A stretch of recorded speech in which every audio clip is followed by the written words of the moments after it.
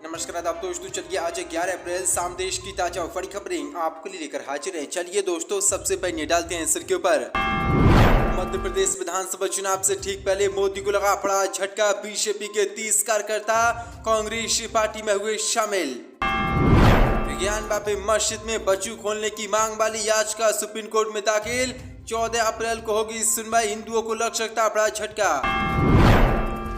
EVM के विरोध में उतरी मायावती। चुनाव आयोग से की बड़ी मांग। कहा निकाय चुनाव बैलेट पेपर से कराए जाएं। ईवीएम से चुनाव कराए गए तो बीजेपी की योगी सरकार कर लेगी धांधलेबाजी। फिलिस्तीनी मुसलमानों के समर्थन में उतरे ईरान के राष्ट्रपति रईसी।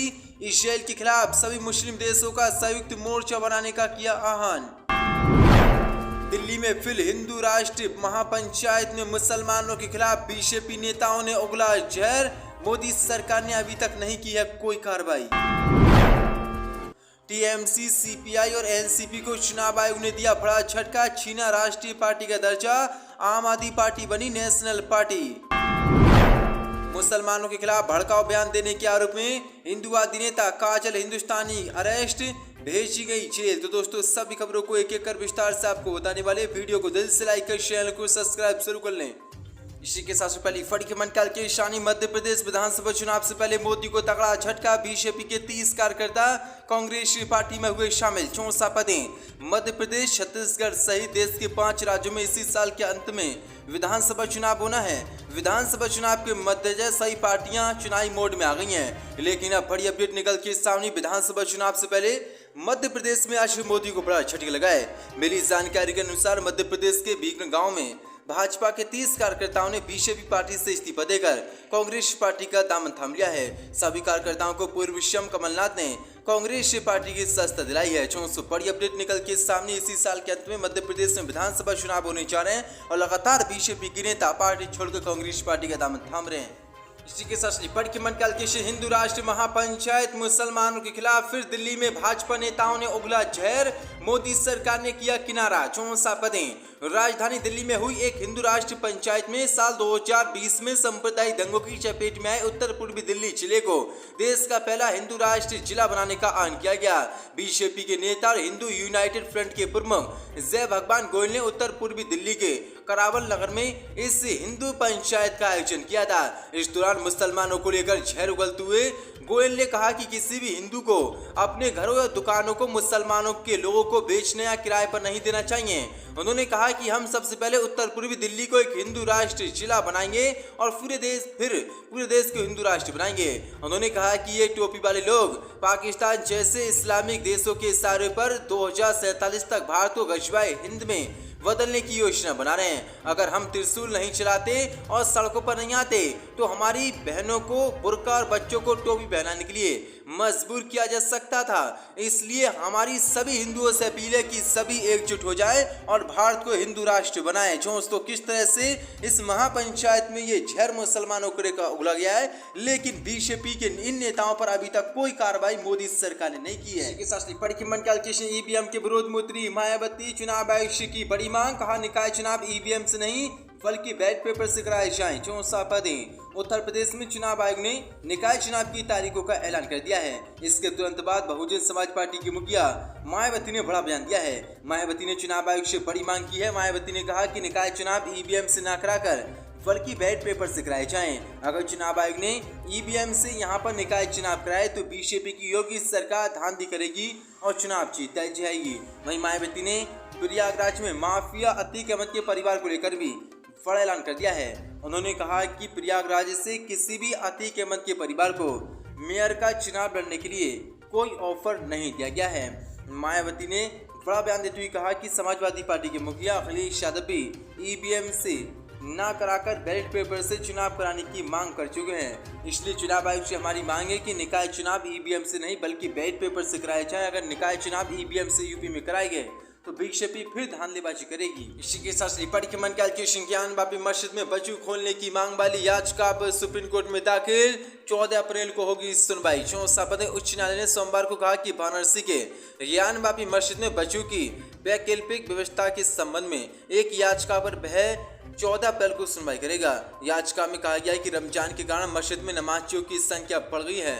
वरिष्ठ अधिवक्ता हुजैफा अहमदी ने सोमवार को मुस्लिम पक्ष की ओर से मुख्य न्यायाधीश DY चंद्रचूड़ की अध्यक्षता वाली एक खंडपीठ के समक्ष इस मामले का उल्लेख किया।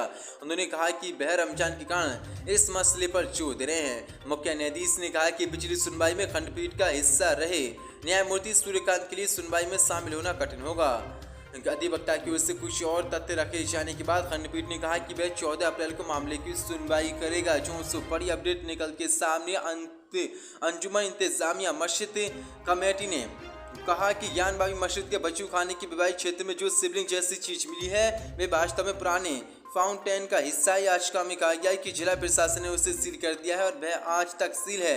इसके साथ लगा शौचालय भी सील कर दिया गया है, इसलिए यहाँ पर मुसलमान नमाज पढ़ने आ रहे हैं और वजू करने में असुविधा हो रही है। इसलिए सुप्रीम कोर्ट वजू खाने को खोलने की अनुमति दे जिससे वहाँ पर मुसलमान वजू कर सकें। इसी के साथ TMC, CPI और NCP को चुनाव आयोग ने दिया बड़ा झटका, छीना राष्ट्रीय पार्टी का दर्जा।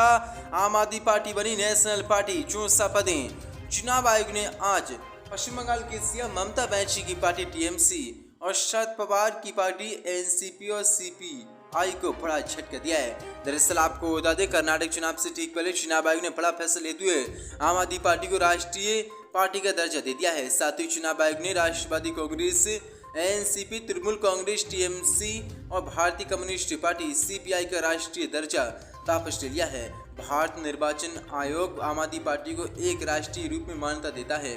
चुनाव आयोग ने CPI और TMC को राष्ट्रीय दलों के रूप में अमान्य किया। इसके अलावा क्षेत्रीय दलों में निर्वाचन आयोग ने भारत राष्ट्र समिति से आंध्र प्रदेश और उत्तर प्रदेश में RLD राष्ट्रीय लोक दल से क्षेत्रीय पार्टी का दर्जा वापस ले लिया है। साथ ही पश्चिम बंगाल में RSP, मणिपुर में PDA People's Democratic Alliance, Mizoram में मिजोरम पीपल्स कॉन्फ्रेंस और पुडुचेरी में PMK मक्कल कच्ची से क्षेत्रीय पार्टी का दर्जा वापस ले लिया गया है। इन दलों से दर्जा वापस लेने के साथ ही कुछ राज्यों में कई दलों को क्षेत्रीय पार्टी का दर्जा दिया गया है। इनमें नागालैंड में NCP और लोक जनशक्ति पार्टी को, मेघालय में तृणमूल कांग्रेस और voice of the people party, Tripura में त्रिपुरा मोथा को राज्य की मान्यता प्राप्त राजनीतिक दल के रूप में दर्जा दिया गया है। CPI, NCP और TMC से राष्ट्रीय दर्जा छीनने का चुनाव आयोग ने कारण बताया है। चुनाव आयोग के मुताबिक इन दलों को राष्ट्रीय पार्टी का दर्जा दिया गया था, लेकिन ये दल उतना रिजल्ट नहीं ला पाए जितना लाना चाहिए था, इसलिए इनका दर्जा वापस लिया गया। चुनाव आयोग ने जुलाई 2019 में NCP, तृणमूल कांग्रेस और CPI को नोटिस जारी कर कहा था कि क्योंकि इस साल ये 5% वोट नहीं ला पाए, इसलिए इनका 6% वोट नहीं ला पाए, इसलिए इनकी राष्ट्रीयता रद्द कर दी गई है। इसी के साथ फिलिस्तीनियों के समर्थन में उतरे ईरान के राष्ट्रपति इसराइल के खिलाफ सभी मुस्लिम देशों को संयुक्त मोर्चा बनाने का किया ऐलान। 64 पदें फिलिस्तीन पर इसराइल के ताजा हवाई हमले के बीच ईरान के राष्ट्रपति इब्राहिम रईसी ने फिलिस्तीनी मुसलमानों के समर्थन में बड़ा बयान दिया है। रईसी ने मुस्लिम देशों से इसराइल के खिलाफ फिलिस्तीनियों के समर्थन में एकजुट और सुसंगत मोर्चा बनाने का आह्वान किया है। समाचार एजेंसी सिन्हुआ ने ईरानी राष्ट्रपति के कार्यालय की वेबसाइट पर पोस्ट किए गए बयान का हवाला देते हुए बताया कि अल्जीरिया के राष्ट्रपति के साथ फोन वार्ता में रईसी ने कहा कि क्षेत्रीय और अंतर्राष्ट्रीय मामलों, विशेष रूप से फिलिस्तीन मुद्दे और फिलिस्तीनियों के अधिकारों की सुरक्षा पर ईरान और अल्जीरिया साझा रुख साझा करते हैं। अल्जीरिया के राष्ट्रपति ने कहा कि उम्मीद है कि फिलिस्तीन मुस्लिम राज्य के बीच सहयोग के माध्यम से इसराइलियों से मुक्त हो जाएगा। फोन पर यह बातचीत पिछले हफ्ते लेबनान और गाजा पट्टी के फिलिस्तीनी एनक्लेव के साथ इसराइल की सीमा पर तनाव की बात हुई है। आपको बता दें, पिछले हफ्ते पूर्वी यरूशलेम में पवित्र अल-अक्सा मस्जिद परिसर में रमजान की तरावी की नमाज के इकट्ठा होते हुए फिलिस्तीनियों पर इसराइली पुलिस ने हमला किया था, जिसमें कुछ फिलिस्तीनी मुसलमानों की मौत भी हो गई थी और घायल भी हो गए थे। इसी को लेकर हुई अब बड़ी अपडेट निकल के सामने ईरान ने सही मुस्लिम देशों को एक साथ लाकर मोर्चा बनाने का आह्वान किया है और ईरान इसराइल से निपटने की बात कही है। इसी के साथ मुसलमानों के खिलाफ हेट स्पीच के आरोप में हिंदूवादी नेता काजल हिंदुस्तानी अरेस्ट भेजी गई जेल। 64 पदें गुजरात पुलिस ने हेट स्पीच के एक मामले में काजल हिंदुस्तानी को गिरफ्तार कर लिया है। मीडिया रिपोर्ट के अनुसार दरअसल रामनवमी पर कथित तौर पर हेट स्पीच देने के आरोप में गिरफ्तार किया गया है, जिस कारण 1 अप्रैल को ऊना शहर में सांप्रदायिक हिंसा भड़क गई थी। पुलिस का कहना है कि काजल हिंदुस्तानी ने आज सुबह ऊना में पुलिस के सामने सरेंडर कर दिया, जिसके बाद पुलिस ने काजल को गिरफ्तार कर उसे कोर्ट में पेश किया, जहां उसे जुडिशनरी कस्टडी में भेजा गया है। मीडिया रिपोर्ट के मुताबिक विश्व हिंदू परिषद की ओर से आयोजित रैली बीते 30 मार्च को रामनवमी पर हिंदू समुदाय की सभा में काजल हिंदुस्तानी ने एक भड़काऊ बयान दिया था। उन पर आरोप है कि हिंदुस्तानी के भड़काऊ बयान के बाद 2 दिन तक ऊना में सांप्रदायिक तनाव बना रहा था, जिसके चलते 2 समुदाय के बीच हिंसक झड़प हुई थी और 1 अप्रैल की रात पथराव भी हुआ था। क्या ये मामला? वहीं गुजरात पुलिस ने बीते 2 अप्रैल को हिंदुस्तानी के खिलाफ IPC की धारा 295 के तहत मुकदमा दर्ज किया था। इसके अलावा पुलिस ने दंगा कराने के आरोप में 80 से ज्यादा लोगों को गिरफ्तार किया था। दरअसल आपको बता दें, इसमें से ज्यादा अल्पसंख्यक समुदाय से ताल्लुक रखते हैं। बता दें कि इस कार्यक्रम में 10,000 लोग पहुंचे थे। इस दौरान अपने भाषण में हिंदुस्तानी नेता काजल ने लव जिहाद और लैंड जिहाद को लेकर बातचीत की थी। अतीक अहमद।